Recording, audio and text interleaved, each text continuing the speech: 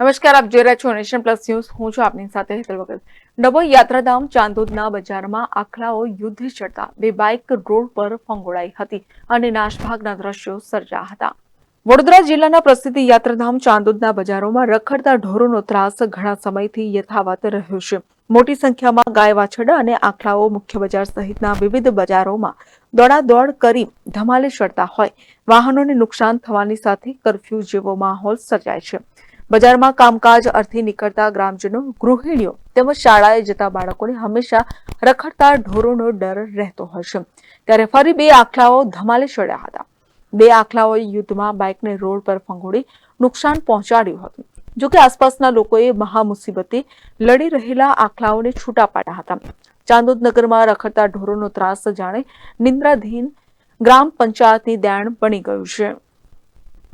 Bilal Bhurawala, nation plus news, Dabhoi.